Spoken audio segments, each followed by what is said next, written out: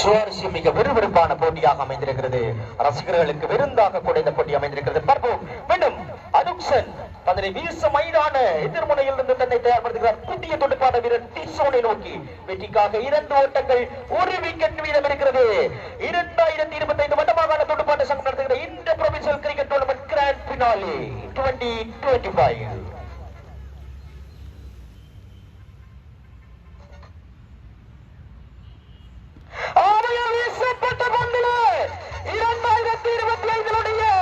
வெற்றியாளர்களாக மகுடம் சூடியிருக்கிறார்கள். கிளிநொச்சி இந்து இளைஞர் விளையாட்டுக் கழகம் வரலாற்றில் முதல் தடவையாக 2025 ஆண்டுக்கான வெற்றியாளர்களாக மகுடம் சூட 2025 இந்த ப்ரொவின்சியல் கிரிக்கெட் டூர்னமெண்டினுடைய வினராக மகுடம் சூடியிருக்கிறார்கள். கிளிநொச்சி இந்து இளைஞர் விளையாட்டுக் கழகம் பரபரப்பான போட்டியாக மாறியிருந்தது.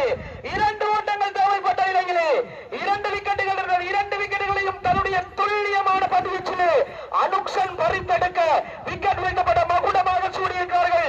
வாழ்த்துக்கள் இந்து இளைஞர் விளையாட்டுக் கழகம். அதுபோல சென்ட்ரலைட்ஸ் விளையாட்டுக் கழகத்துக்கு பாராட்டுகளை தெரிவித்துக் கொள்கின்றோம்.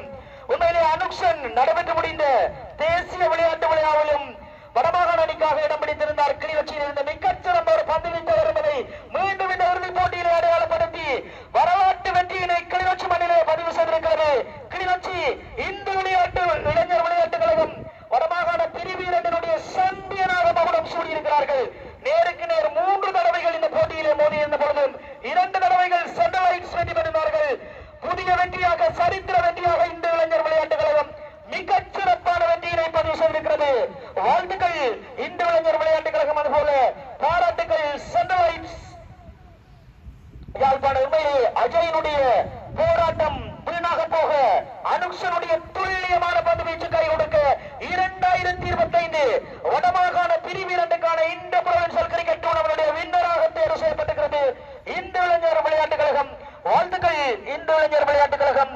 பாராட்டுக்கள் யாழ் சென்ட்ரலைட்ஸ் விளையாட்டுக் கழகம்.